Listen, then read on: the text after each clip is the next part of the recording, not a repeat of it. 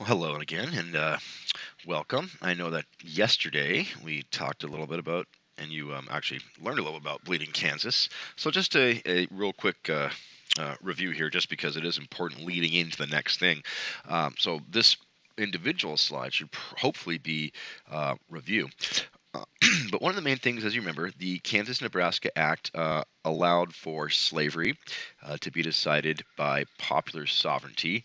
And the reason why that was so concerning for the Free State people was because that overturned the long-standing Missouri Compromise, which had already determined that any state north of Missouri's southern border would be a free state.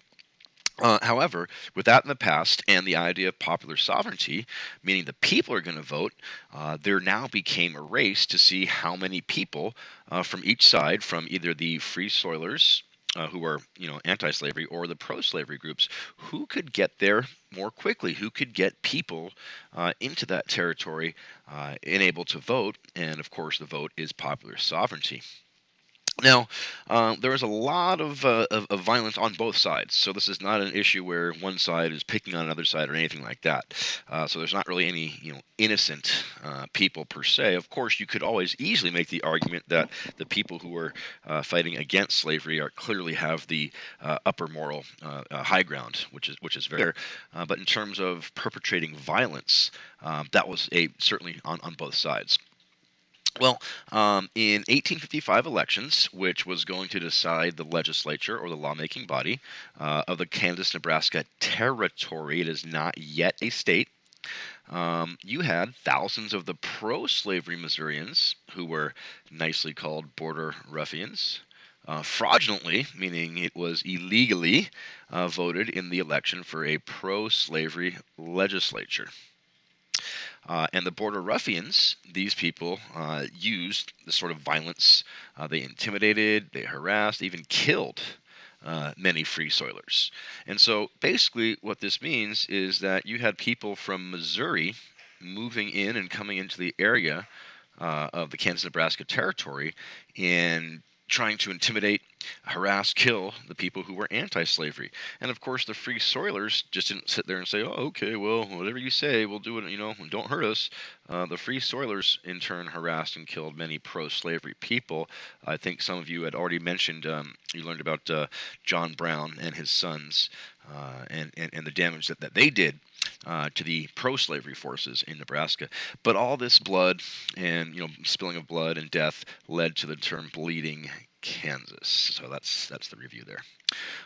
One of the, I wouldn't necessarily say final straws, but certainly definitely contributed to the anti-slavery movement was the Dred Scott case. And if you Google or research what really top five worst Supreme Court decisions, typically the Dred Scott case is one or two right there, because it was just such a horribly ruled case. And both sides, now looking back on it, look at that and say, yeah, that was pretty bad. Well, the story behind Dred Scott is that Dred Scott was a Missouri slave, and he sued for his freedom. Well, how did he sue for his freedom, or what was the situation? Well, his owner, sorry, I should say, took him to the free state of Illinois, where he lived for several years, and also Minnesota, which is also a free state. And so his argument was that because he had lived in a free state where slavery doesn't exist, because, I mean, how can you be a slave if slavery doesn't exist? So his argument was that by virtue of no longer being a slave, as soon as he arrived in Illinois, where there is no such thing as slavery, so you can't really be a slave if there's no such thing of slavery, um, that should make him free. And it seemed to be a pretty good argument. However, the official name of the case was decided Dred Scott versus Sanford.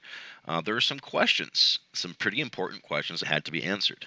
One, was a black person like Dred Scott a citizen of the USA? And why that's important? Because at the time, if not, he would not be allowed to sue in federal court. State court, different situation, but this was in federal court. Does residence in a free state make one free? That was really Dred Scott's argument. When I wasn't a slave, I was no longer a slave anymore when I went to Illinois. Did Congress have the power to prohibit slavery in a territory? Now, those were the three questions, and all three of them were decided in favor of the pro-slavery groups. They said Dred Scott not a citizen. Well, if he's not a citizen, what is he? I mean, it's really bizarre, and that's kind of where the 14th Amendment comes in. We'll do it, down the road. That if you're born in the United States, you're a citizen. Residence in a free state does not make one free. So apparently, even though slavery doesn't exist, you are still a slave, which again is very bizarre. And Congress had no power to bar slavery from territories. Remember, territories. States, not yet. They haven't voted yet. It's not a state. And so the idea of states' rights or state sovereignty was upheld in the Dred Scott case. But in terms of why it was so bad, again, Dred Scott not a citizen. Um, that's that's hard to accept.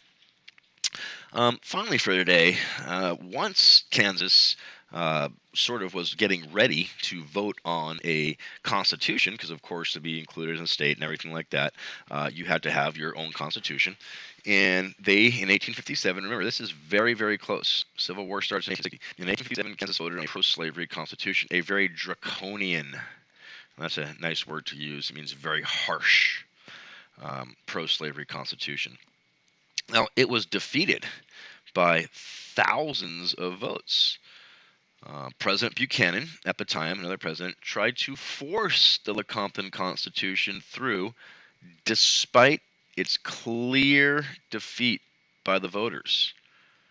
And the reason, as you remember the Dred Scott case, is because he said, look, the Dred Scott decision had allowed for slavery in the territories, which was probably a misinterpretation because it said that Congress can't risk slavery. But if the people voted to not have slavery and you're upholding states' rights, boy, this goes against everything. So what this did was it showed many of the anti-slavery supporters that slavery had tremendous influence on national power. And what I mean by that, here you have a president who is completely ignoring the will of the people. The people had voted, say, hey, we don't want the Constitution. We're saying no, we don't want it. States' rights, or it wasn't a state yet, but we have our ability for popular sovereignty. We don't want this Constitution. And the president said, look, I don't care. We're going to have it anyways, even though it was defeated by the voters.